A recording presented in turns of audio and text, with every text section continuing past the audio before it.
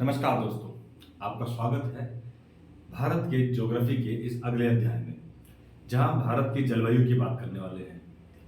जलवायु से ही निर्धारित होता है किसी भी देश की आर्थिक स्थिति, क्योंकि वहां जलवायु के आधार पर मौजूद होने वाले कृषि उत्पाद और समस्याओं का हमें पता चलता है। भारत की अगर हम बात करें तो जैसा हमने पिछले वीडियोज में बताया था, भारत उत्तरी गोलार्ध में स्थित है और उत्तरी गोलार्ध के अतिरिक्त पूर्वी देशांतर की तरफ भारत की स्थिति है। इन इलाकों की अगर हम बात करें, क्योंकि ज्यादातर स्थलमंडल मैंने कहा था उत्तरी गोलार्ध में ही स्थित है भारत, क्योंकि भारत की जलवायु को उष्णकटिबंधीय मानसूनी प्रदेश कहा जाता है। उष्ण कहलाने का मतलब ये होता है जो भी देश या जो भी क्षेत्र कर्क रेखा और मकर रेखा के मध्य में स्थित है, यानी 23.5 डिग्री नॉर्थ और 23.5 डिग्री साउथ इक्वेटर से, वो उष्ण कटिबंधीय क्षेत्र ही कहलाते हैं। कटिबंध नहीं कहेंगे, उष्ण तो कहलाते हैं। अब चूंकि कर्क रेखा भारत के बीचों बीच से गुजरती है, ध्यान से देखिएगा, और जब बीचों बीच से गुजरती है तो इतना क्षेत्र भारत का प्योर उष्ण आ गया। गर्मी लेकिन कर्क रेखा के ऊपर भी भारत में है, इन 8 राज्यों के ऊपर भी गर्मी पड़ती है। उसकी मेन वजह हिमालय है, क्योंकि हिमालय ऊपर से आने वाली ठंडी हवाओं को रोक देता है, जिस वजह से हमारे उत्तराखंड और हरियाणा तक के क्षेत्र में गर्मी का प्रकोप बना रहता है। भारत का तकरीबन 70% से ज्यादा क्षेत्रफल इस गर्मी का ही क्षेत्र है। अगर हम बात करें भारत को मानसूनी प्रदेश कहलाने की क्या जरूरत है, देखिए एक क्षेत्र में अगर 70% से ज्यादा क्षेत्र किसी भी जलवायु से प्रभावित है तो वो क्षेत्र कहलाता है। हालांकि ये एग्जैक्ट मैं नहीं बता रहा हूँ 70% का आंकड़ा, मगर क्योंकि भारत के संदर्भ में बात कर रहा हूँ मैं, इस वजह से भारत एक उष्णकटिबंधीय मानसूनी प्रदेश है। चर्चा करेंगे मानसून के ऊपर। मानसून के बारे में बताने से पहले मैं आपको बता दूं, हमने पिछले वीडियोस में बात करी थी कि 21 मार्च के बाद सूरज की किरण भूमध्य रेखा से उत्तरी अक्षांश की ओर बढ़ती है, यानी कर्क रेखा की तरफ। अब आपको पता है कर्क रेखा भारत के बीचों बीच है, भूमध्य रेखा, यानी जब 21 मार्च को सूरज की सीधे किरण, देखिए सूरज की सीधे किरण जहां भी पड़ेगी वहां का समुद्र गर्म होगा, क्योंकि भारत समुद्र से ही घिरा है। दक्षिण की तरफ आप देखेंगे तो इधर अरब सागर, इधर बंगाल की खाड़ी और दक्षिण में है प्योर हिंद महासागर।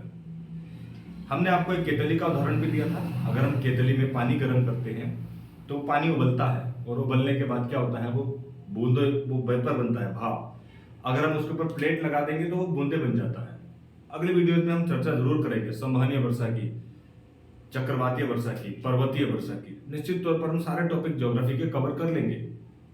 आप वीडियोस को जरूर पूरा देखा करें, आपको बहुत कुछ इसमें सीखने को मिलेगा, क्योंकि हम कोई किताबी ज्ञान रटा नहीं रहे, आपको हम समझा रहे हैं।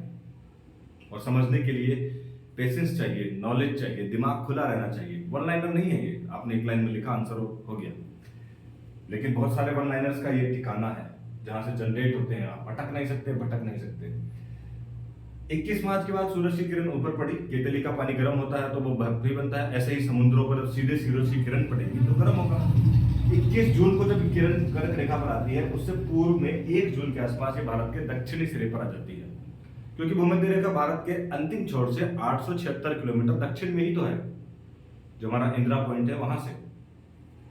अब क्योंकि 21 मार्च से सूरज की किरणें ऊपर आना शुरू हुई थी, पूरे समुद्री रास्ते से समुद्र खोला, वेपर बना, दिशा दक्षिण पश्चिम है। आप बताइए मुझे, भारत के सबसे दक्षिण में और पश्चिम में कौन सा राज्य है? केरला। तो 1 जून को सबसे पहले भाप कहां जनरेट होगी? केरल में। इसलिए कहा जाता है कि भारत में सबसे पहले मानसून 1 जून को आता है। कहां आता है? केरल में। हमने लिखा, यह भी लिखा है कि 85% वर्षा भारत में इसी मानसून से होती है। दक्षिण पश्चिमी मानसून की कितनी वैल्यूज है भारत में, तभी तो मानसूनी प्रदेश कहलाया। 85% अप्रोक्सीमेट बरसात इसी से होती है, 15% अन्य फैक्टर से होती है, उस पर भी हम चर्चा करेंगे।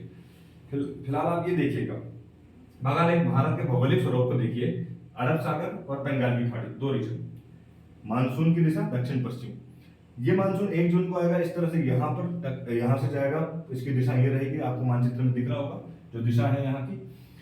अब मैं इसकी बात करूं तो 5 जून को ये पहुंचेगा कन्नड़ तट पर, मंगलोर के। 10 जून को कोंकण तट पर, यानी कि जो भाप वेपर वो ऊपर पहुंचता जा रहा है। 15 जून को ये पहुंचेगा नासिक, त्र्यंबक की पहाड़ी के पास। पता है आपको कि 21 जून को तो लोकेशन आपको पता है मानसून की कहां पहुंचने वाली है। जब मानसून जाता है पूरे भारत में बरसात करता है। हमने एक उदाहरण दिया था कि प्लेट से टकराएगा तो बूंदे बनेगी और टकराएगी। यहाँ प्लेट का काम पर्वतीय चोटियां करती हैं। जब मानसून दक्षिण पश्चिम से आता है तो भारत के पश्चिम एरिया में पश्चिमी घाट की ऊंची ऊंची चोटियां हैं। बशर्ते भारत के दक्षिण में सबसे ऊंची चोटी भी पश्चिमी घाट में है, यहाँ पर एनाईमुडी। इन ऊंची चोटियों से मानसून टकराता है और झमाझम बरसात करता है। गौरतलब है कि भारत में सबसे ज्यादा क्षेत्रफल बरसात का यही है, पश्चिमी घाट। सवाल पूछा जाता है कि भारत में सबसे ज्यादा जैव विविधता कहाँ पाई जाती है? पश्चिमी घाट में। भाई जिस क्षेत्र में सबसे ज्यादा बरसात होगी वहां पर नए नए पेड़ पौधे उगेंगे। आपने देखा होगा बरसात के बाद की हरियाली को। सिर्फ पेड़ पौधे ही नहीं, जीव जंतु भी, कीड़े मकोड़े, सांप, रंगीन तितलियां। मतलब जैव विविधता का मतलब क्या है? वैरायटी ऑफ एनिमल्स इंक्रीज होते हैं, तरह तरह के जानवर वहां पर जनरेट होते हैं, केचुआ। और ऐसे क्षेत्र को जहां पर इतनी वैरायटीज मिल रहे हैं, जैव विविधता कहलाती है। और भारत में सबसे ज्यादा ये पश्चिमी घाट में है। क्यों है? हमने बताया, धनाधन बरसात होती है और उसके बाद मानसून इस तरह से एक दिशा ले लेता है। दक्षिण पश्चिमी मानसून से एक ऐसा राज्य है जहां पर बरसात नहीं होती, कई बार परीक्षाओं के लिए महत्वपूर्ण भी है, और कोई नहीं, वो तमिलनाडु है। तमिलनाडु वृष्टि छाया क्षेत्र के अंतर्गत आता है। अब वृष्टि छाया क्षेत्र क्या होते हैं? ऐसे क्षेत्र जो अपनी भौगोलिक परिस्थितियों के कारण बरसात जनरेट नहीं कर पाते। लिखा है ऐसे क्षेत्र जहां भौगोलिक परिस्थितियों के कारण बरसात नहीं हो पाती। अब ऐसा कैसे संभव है? देखिए, एक पहाड़ी है, पहाड़ी में इस दिशा से बरसात पड़ रही है, लगातार पड़ रही है, मगर ये बरसात इस रीजन में तो पड़ेगी, चोटी की ढाल पर, मगर इस तरफ पड़ेगी क्या? नहीं पड़ेगी। क्यों? क्योंकि इसका भौगोलिक स्वरूप देखिए आप, बरसात ऐसे निकल गया। बरसात तो है आसपास में, मगर भौगोलिक स्वरूप इस तरह का बन गया। आप दक्षिण पश्चिम मानसून की रफ्तार को देखिए, एक जून से ऐसे गया, ऐसे निकल गया, ऐसे गया, ऐसे निकल गया।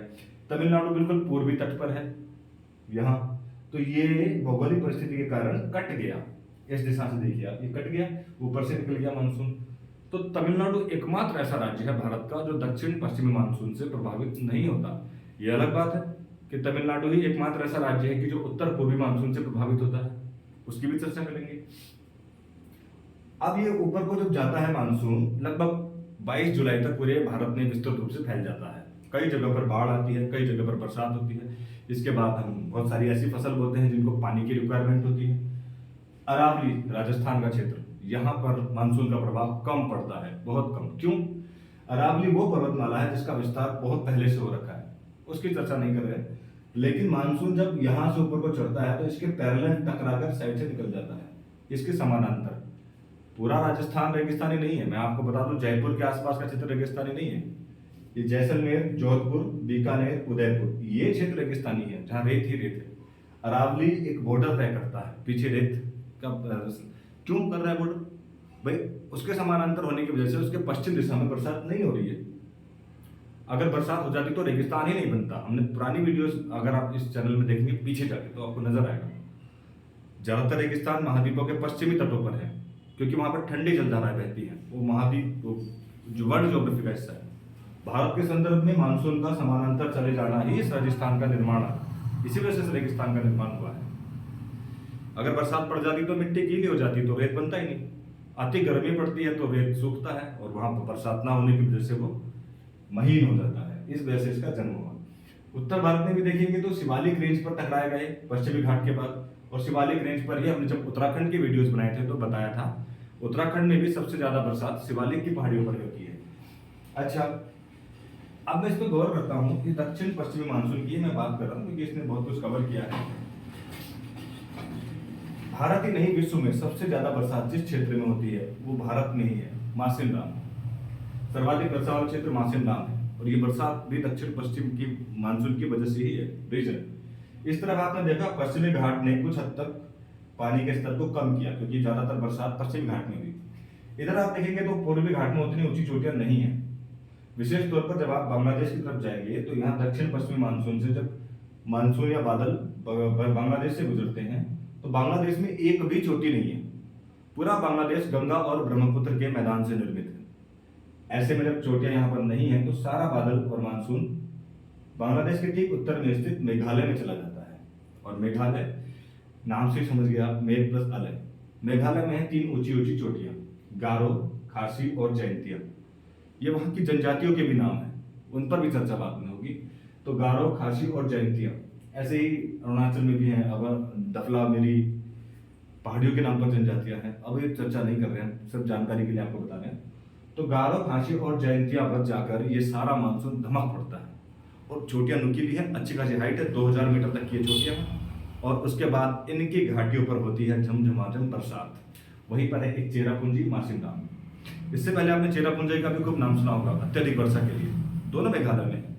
फिलहाल करंट में भारत में और दुनिया में सबसे ज्यादा बरसात वाला क्षेत्र है मासिनराम। जैव विविधता की अगर बात करेंगे, बहुत जैव विविधता है इधर भी, मगर उतना विस्तृत क्षेत्र नहीं है जितना ये है पश्चिमी घाट का, इसलिए उत्तर यही रहता है। दक्षिण पश्चिम मानसून की जब हम चर्चा कर रहे हैं तो इसमें हमने आपको बताया कि ये भारत की जलवायु उष्णकटिबंधीय है, 85% वर्षा इसी से होती है। इस 15% की चर्चा भी करेंगे हम। सबसे पहले मानसून 1 जून को आता है। ये परीक्षा के लिए उपयोगी क्वेश्चन थे जो हमने आपको बताया। वो सारी चीजें समझाने की जरूरी थी। एकमात्र वंचित राज्य इससे है तमिलनाडु, और वृष्टि छाया क्षेत्र की हमने चर्चा की। मैं वीडियोस भी ज़्यादा कॉम्प्लिकेटेड नहीं बनाना चाहता कि मैं इसी में और जानकारी दूं। आप जितना पढ़ रहे हैं अच्छे से पढ़िए, बहुत काफ़ी है आपके लिए। परीक्षा में आने वाले सवाल हम इसमें कवर भी कर रहे हैं, और आप मेंस में भी पहुंच जाते हैं तो वहां भी लिखने के लिए मसौदा आपका तैयार होगा, तो बेहतर होगा आप इनको ठीक से पढ़िए। अगली वीडियो में हम जरूर चर्चा करेंगे इसके बाद उत्तर पूर्वी मानसून और पश्चिमी विक्षोभ की। पर उससे पहले आप ये जरूर बताइए कि क्या आपको ये दक्षिण पश्चिमी मानसून समझ में आया, कमेंट बॉक्स में लिखिए। और इसके अतिरिक्त यदि कोई सवाल आपके मन में आ रहा है इससे संबंधित, तो निश्चित तौर पर कमेंट बॉक्स आपके लिए है। आप लिखिए तो सही, करिए तो सही। इसके बाद हम नेक्स्ट वीडियो पर ध्यान देंगे। फिलहाल आपको बस ये वीडियो कैसा लगा जरूर बताइए। धन्यवाद।